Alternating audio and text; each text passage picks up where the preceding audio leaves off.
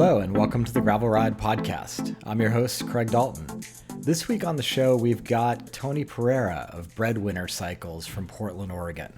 This show is brought to you by our friends at ENVE out in Ogden, Utah.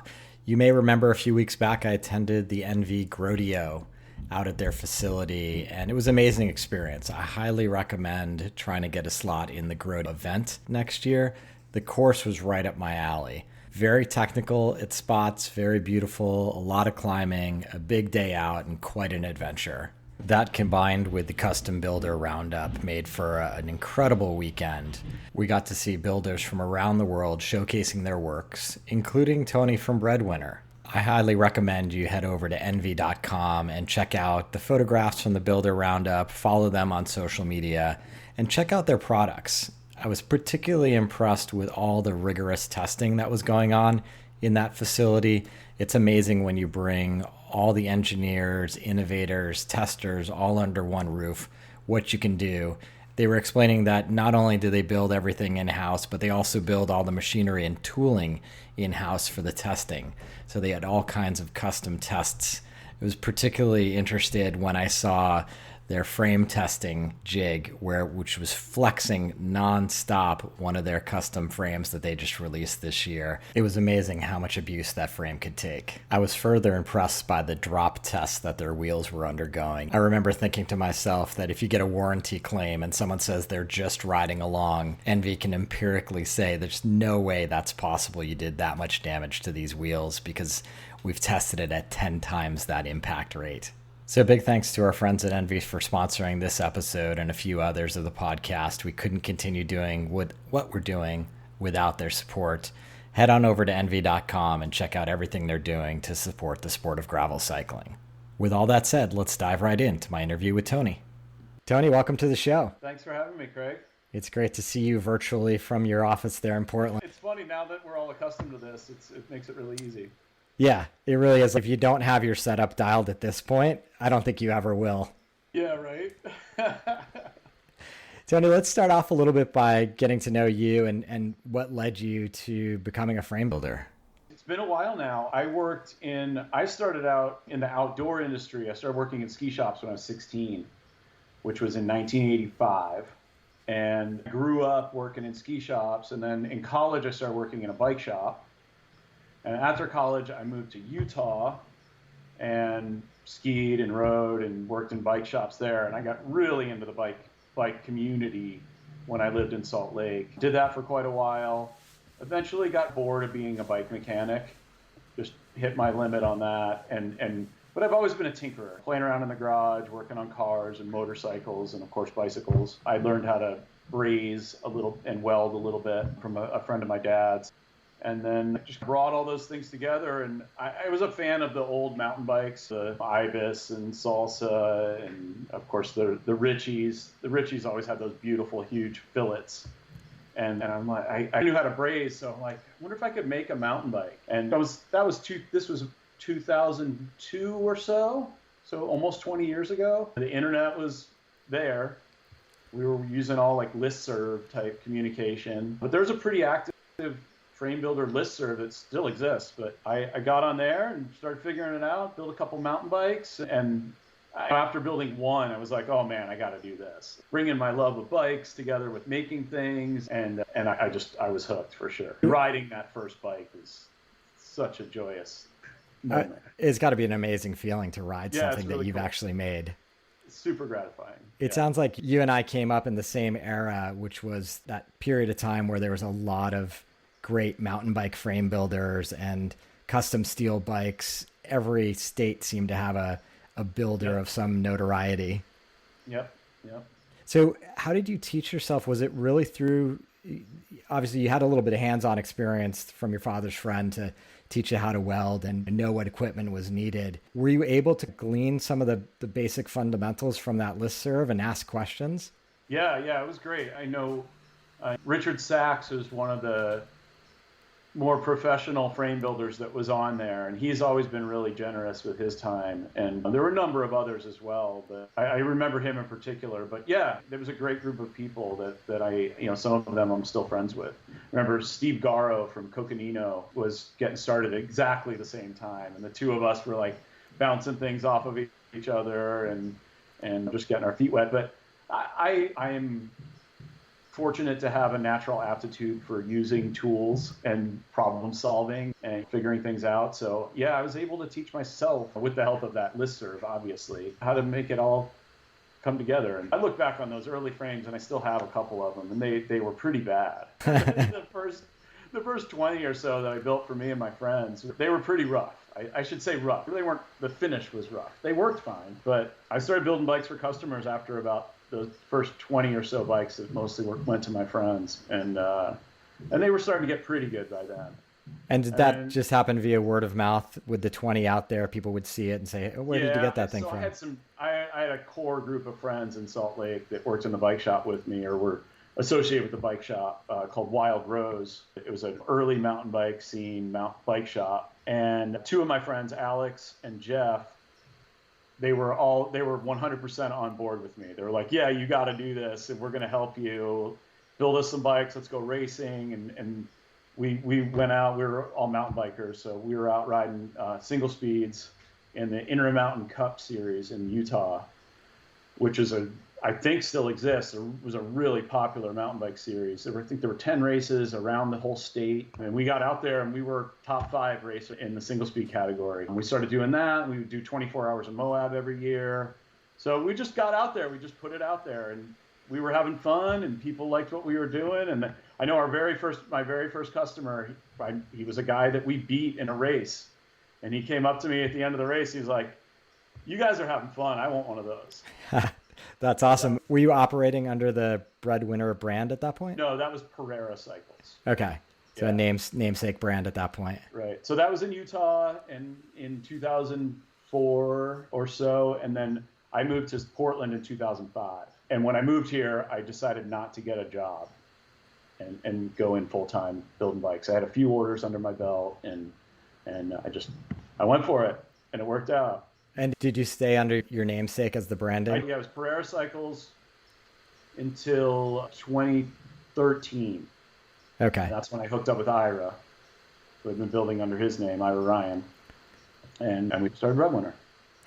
What about that partnership with Ira made it attractive? Do you two bring different perspectives and skill sets to the table? Yeah, different types of riders, but of a like mind as far as there are eye for style and quality. We both worked with the Rafa clothing company in their very early years. We were friends with the guys that got it going here in when they were based in Portland. And our friend Daniel conceived of this project called the Continental. And it was a group of riders, originally 6 riders, and Ira and I were 2 of them, who rode around first in the Northwest here. And we had a photographer along with us, and they made some beautiful images and created that whole brand that's now Rafa. Like a lot of the imagery that they still use is of that same style. But like big mountain rides, and we were actually doing a lot of gravel riding on 23 millimeter tires and on our road bikes, but riding some really cool the epic kind of rides that everybody makes fun of Rafa for now.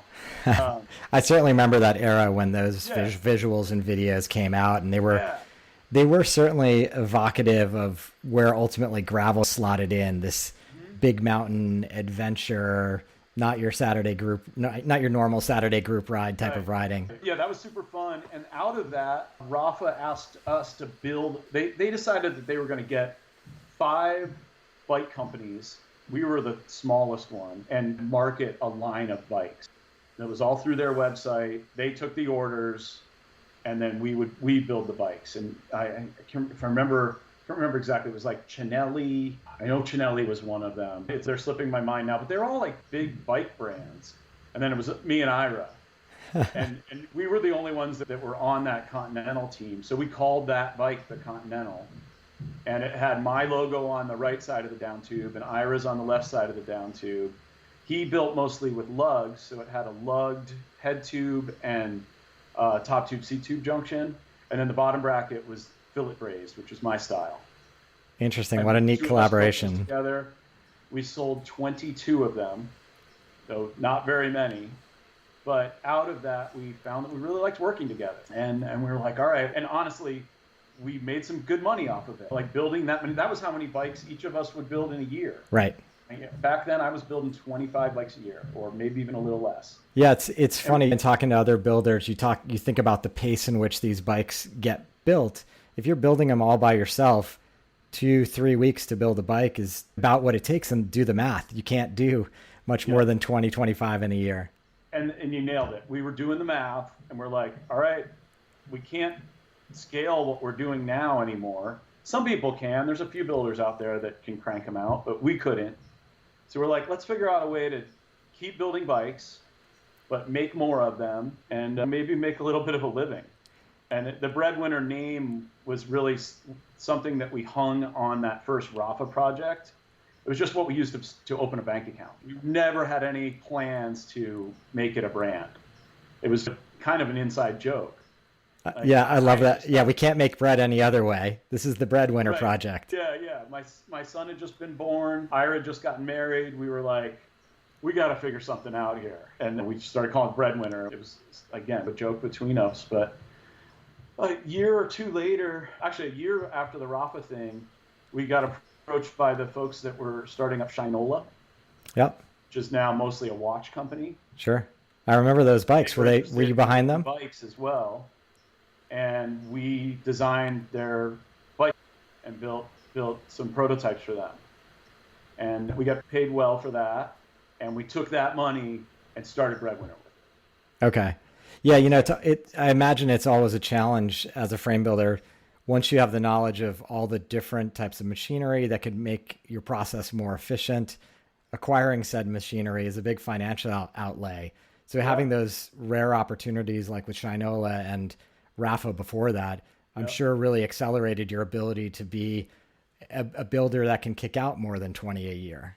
Yeah, it helped. It gave us a little bit of time to come up with some new ideas.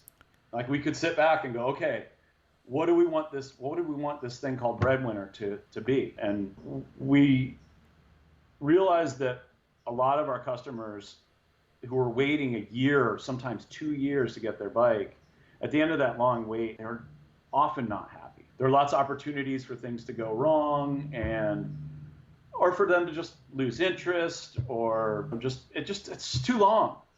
So we said, all right, with Breadwinner, we're going to deliver the bikes in 8 to 12 weeks. And we've tried to do that the whole time. We've done pretty well until this last year. And now that's completely out the window. It's 6 months now. Fortunately, everybody's waiting that long for a Grupo at this moment, so you're all right. Yeah, the frames we can turn around. We can build the frames in the same amount of time if we can get materials. We're running out of tubes, we're running out of head tubes or bottom bracket shells or whatever it is. And we've had moments where we just have to stop. We can't build bikes in the last year. That's really been unusual. But then our painter's backed up because there's this bike boom, so he's extra busy. But anyway, yeah, so it's a little longer now, but yeah. Excuse me. Ira's always been more of a road rider and a gravel rider. He won the first Trans-Iowa gravel race. And I've been a mountain biker. I started mountain biking in '87 and started riding a road bike when I rode with those Rafa guys. Yeah, so it sounds like at the inception of Breadwinner, did you see the market opportunity being a little bit more adventurous road bike style? Not particularly. That was just simmering. So our first lineup, we didn't have a gravel bike. Sure. In our lineup. Yeah. And was it a mountain frame? Go ahead. A road bike, the Coconino, which is a classic steel fork road bike. We still have that. The Lolo's our road bike, still our mainstay road bike. We have the JV Racer, which is our cross-country mountain bike. And then a city bike called the Arbor Lodge, which is the neighborhood we lived in. And we had a touring bike, which we don't offer anymore. So that was it. 6 bikes that first year. And I believe it was the next year when we came out with the B Road. Okay. Which is now our most popular bike. That was our first gravel bike. Interesting. So what did that look like in terms of the proportion of which frames were selling? And when did you start to see that, hey, the B Road is actually the bike that is most appealing? At first we didn't have it. So we were mostly selling Lolos. That was our Lolos and Continentals, definitely on the road side. And then we put the B Road out there, and the road bikes were still more popular for that first So that would have been 2014, 15. I think in 2016, it started to shift significantly. And then it was like 50% or gravel bikes. And then we came out the G Road the following year. And now it's like 60 or 70% gravel bikes. Yeah. Gravel / bike packing bikes. Yep. Yeah. Yeah, that tracks with what I imagine would happen. It seems on point. I was imagining that based on your sales stats, you would have your finger on the pulse of where and when that gravel product started to break free of the pack. Yeah. No, it's been 4 years or so where it's been clearly the front runner. And I feel like this year we did a few more road bikes, and some of those were people that had bought gravel bikes from us, and they're like, all right, now I want a road bike. Yeah. People still have their quivers, and the gravel bikes have been real quiver busters. A lot of people use those bikes for everything. When you come around, you're like, all right, I want a real fast bike too. Yep. And then you get that road bike. Yeah, and I think as we were talking about offline, the geometry changes in mountain bikes have made them a different beast than what we were riding in the late 90s. Yeah. And a hell of a lot more fun. Yeah.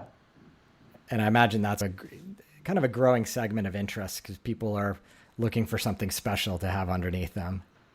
In the mountain bike world, I would love to sell more mountain bikes, but the reality of it is that it's a niche thing for us.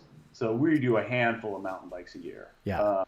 I love them. Our Goodwater is my all-time favorite bike, but it's designed around the plus tires. So I've been running 2.6s or 2.8s on it lately. But man, that's just such a fun bike for all around riding. And yeah, you're right. The geometry's changed. I think because forks have gotten longer, it's forced us to change the bikes. But the other thing that's changed a whole lot is the trails. We went from old hiking trails that were rocky and not necessarily flow, just go picking your way through these trails to trails that are built for bikes. They're built for mountain bikes with berms and jumps and rollers and all kinds of features. So the bikes have had to evolve with the trails. Yeah. But yeah, I love riding the hardtails, and they're super fun. That has been a fun evolution to feel like I've been. Let's talk about the mountain bike. One of the bikes you're bringing out to Utah for the ENVE Builder Round Up. Yeah. I know some of the listeners have probably caught pictures of it already, but why don't you talk us through that model? Sure. I told you about my friends Jeff and Alex that helped me get started mountain bike with Breadwinner or with Pereira Cycles. His name is Jeff Bates. He passed away a number of years ago of skin cancer. And so the first mountain bike that we made was called the JB Racers, named after him. We still have it. That's our classic 29er hardtail cross-country machine. And we'll always have that in our lineup. It's very similar to the bikes I was making under the Pereira banner. Talking about this trail evolution, a few years ago, I started riding a bunch at a trail system here near Portland called Sandy Ridge. And it's this new IMVA-style flow trails that are built just for mountain bikes. And that cross-country bike is not the right bike for that. So I'm like, all right. And I'd had this in my head for a few years. I'm like, I think I want to build something that's more slack. It's a bigger fork, still a hardtails. There weren't a lot of them happening at the time. But finally, I'm like, all right, I'm building this thing. And so pretty slacked out. I think at the time, that was a 66-degree head tube angle. With a 160 fork. It was around 27.5 wheels, the first generation of that Otis. And we started, so we came up with the design, and when it came time for a name, I thought about my buddy Alex, who's the other guy that helped me get started. And he's a funny guy, and he'd always come up with these funny sayings and give everybody nicknames and just had these funny phrases. And one of them was, when he'd see a cool bike or something, he would say, dude, that's Bad Otis. Just out of nowhere, I don't know where it came from, but he just used to say it all the time.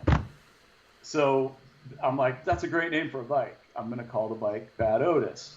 So call the bike Bad Otis. We bring it to the North American Handmade Bike Show, which was in, I don't remember where it was that year. Sacramento. Probably. Yeah. Yeah, I think it was Sacramento. Brought the Bad Otis to Sacramento, big hit. We got some nice press on it. A couple weeks later, I get a note from a guy on Facebook, and his name's Bad Otis. He's like, hey, I see Bad Otis pop up in my messenger. Hey man, why do you have this bike called Bad Otis. That's my name. And I was like, I don't know who you are, but tell me why that's your name. And it turns out he's a fairly well-known artist in the punk rock world. Interesting. In the LA punk rock, like old school 70s, 80s, he was like the t-shirt artist that did like the Circle Jerks and Black Flag and like all those. I might be wrong about some of those bands, but if you see his work, it's like, it's of that era. And he's still a working artist. And we had a conversation. I'm like, man, I don't know anything about you. I wish I did, because I would have wanted some of your stuff back then. This is just a name that came out of nowhere from my friend. And he was like, all right, that's cool.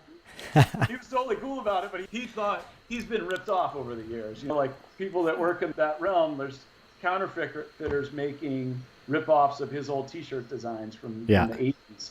And he's had enough of it. So he saw his name pop up and he's like, oh, here's another one. And it turns out that wasn't the case, but long story that has nothing to do with the bike, but funny about the name. Anyway, last year we've seen this long travel hardtail, so big fork hardtail evolve over the past few years. There's a lot of them out there, and just like with the full suspension bikes, they're getting really slack in the head tube angle, tend to have a longer front center, so much longer top tube, but with a steep seat tube, which gives you a lot more stability when you're in the air, you're diving into berms, you're going down really steep stuff. And we said, hey, we should try this. I guess maybe a year ago, we built a bike for and it was for a Chris King event. And he's been riding that for the past year or so.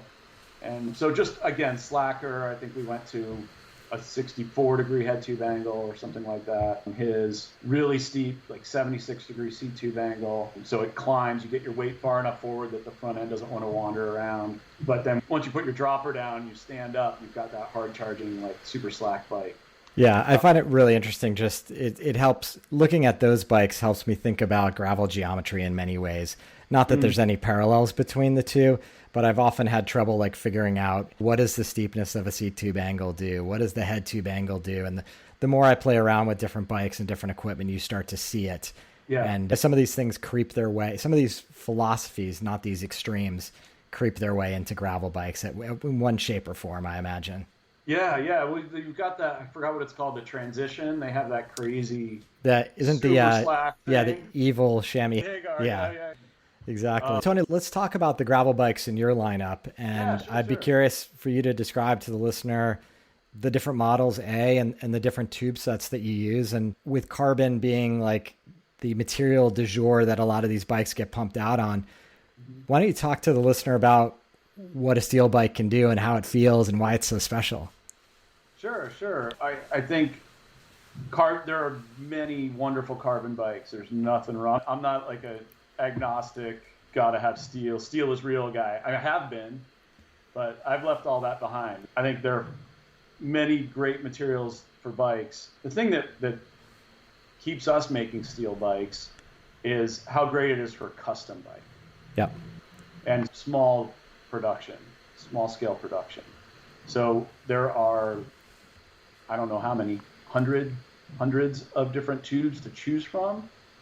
So we can really vary the ride of the bike based on the tube parameters. So your tube parameters are the diameter, the wall thickness, and then the butting profile.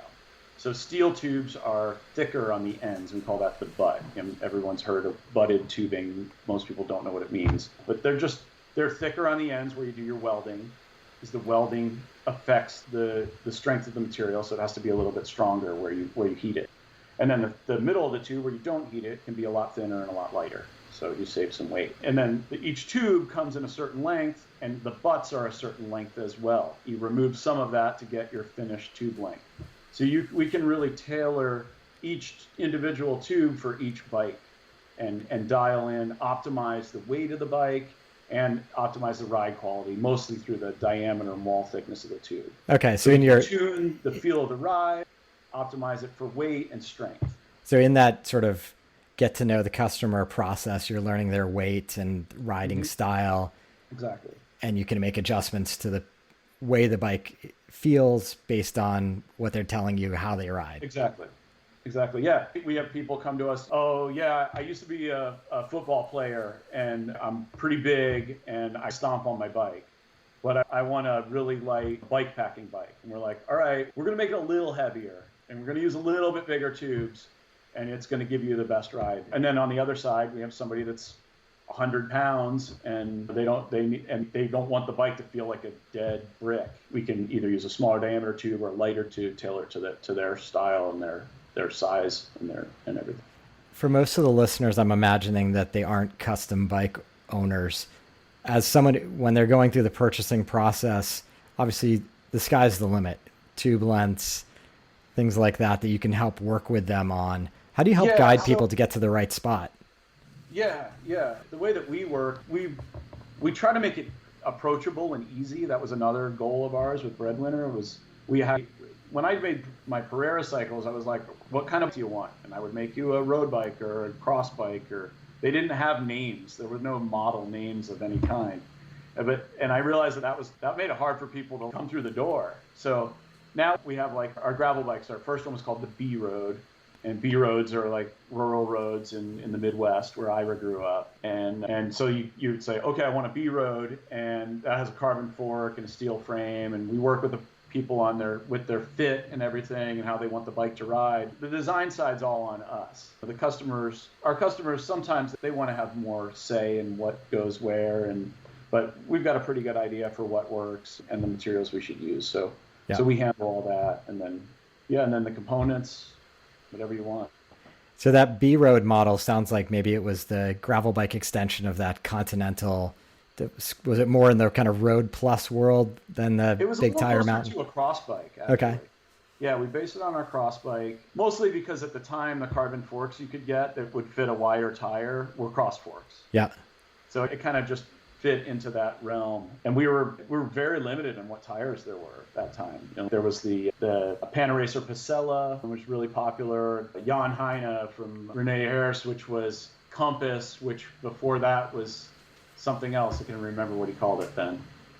And there was another name before Compass. Those tires were around. Anyway, they weren't very wide. I think our first B Road had 32s on it, which is like a big road tire now. Yep. So yeah, we did the B Road for a while, I think 2 years, and then people started asking for 650B with wider tire, and I said, all right, how are we going to do that? There wasn't a carbon fork to use, so we talked to our friend Chris Eigelhart, who's across the street from us over here, and he's been making those segmented forks since he was at Fat City back in the 80s. That's so, the moment you said that, and I've got a picture up of that fork right now, and you're absolutely right.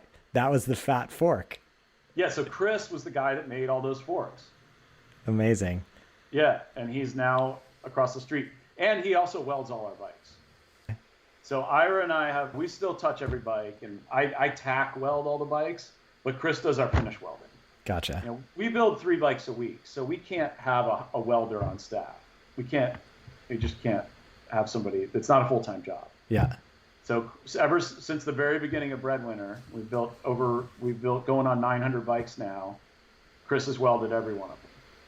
And so when we decided we were gonna do another bike, soon to be called the G Road, we went to Chris and, hey, how about we use an Eigel fork? And he was all for it. And man, those forks, he's got some magic dust in those forks. They're spectacular, and they look like the old fat forks, but they're not. They're just the same style. He has a custom drawn fork leg made by Reynolds. It's a 1-inch heat treated steel tube that the fork blades are made out of, and he has his own little gussets that he uses, and the way that he puts them all together. They're a magical fork. They have a really fantastic ride quality. And to go back to your earlier question about why steel, it really has a fantastic ride quality. It's springy and lively, and it's stiff when you need it to be, but compliant enough that it's really comfortable. I feel like it's everything that a carbon bike designer is trying to work out. You're probably right there. Yeah. If we could only make this bike ride like a steel bike, and many of them do. Some of those carbon bikes are beautiful. They ride great. But anyway, the G Road steel fork is fantastic, and that's still what differentiates the B Road from the G Road. The B Road's the carbon fork gravel bike. The G Road's the steel fork. Both can be built with 700C or 650B wheels. The B Road, we now use the ENVE, the G series fork, the gravel fork, which works with 650B, and it's got the mounts for cargo cages and internal wiring for lights. It's got all that stuff that we couldn't get before, and that was what got us going with the Eigel fork. The Eigel fork, it's got a straight 1.1 steerer tube, so it has a different aesthetic to it. It's a more slender bike. It looks like an old school mountain bike. Yeah. We usually set them up with drop bars, but sometimes we do a flat bar too. And man, a flat bar G Road feels a 1993 Fat City Fat Chance. That would be an amazing bike to have in your quiver. It's real fun. Probably a little lighter than that bike was, just because the tubes are better now. Yeah. But yeah, I love that. I love that style of bike. It's really fun to ride. Yeah, amazing. It always brings me back to those early mountain bike days. And which one will you be riding in the Grodio out in Utah? It's actually the bike that we brought to ENVE last year. It's a B Road and last year was when they launched that adventure fork. That's what it's called. It's called the adventure fork. And so yeah, B Road with the adventure fork. And I've got 650B. I've got these G1, the Schwalbe G1 Bite, the 2.0. That's such a fun tire. And again, it's like a really lightweight, old school cross country tire. It reminds me of like an old Continental. Damn, what was that? The Vertical Pro. You remember that tire? I don't remember that 1994. One. But I do love and appreciate that tread pattern. I'm a Panaracer Gravel King Plus guy, excuse me, the SK for the most part. And I love the way it rides on the road, but it's super capable off road. So you'll see that on my bike out in Utah. Yeah, cool, Tony. I appreciate the overview. I'll have links to all the bikes and the pictures and everything the listener needs to get to know Breadwinner a little bit better. Excellent. Thank you so much. Cheers. So that's it for this week's edition of the Gravel Ride Podcast. Big thanks to Tony for joining us this week and telling us all about Breadwinner Cycles. Definitely head on over to breadwinnercycles.com to check out what they're doing up there. And if you're in Portland, check out the Breadwinner Cafe. You'll be able to see the bikes and get a nice cup of coffee. Huge thanks to ENVE for their sponsorship of this week's podcast. Make sure to visit them at enve.com. Check out all the great gravel components and their new custom frame. If you're interested in connecting with me, head on over to the Ridership.com and join our free global online community for gravel and adventure cyclists. We'd love to get your feedback for future episodes and give me your thoughts on what Tony's working on at Breadwinner. Finally, if you're interested in supporting the show directly, you can visit buymeacoffee.com/thegravelride. Until next time, here's to finding some dirt under your wheels.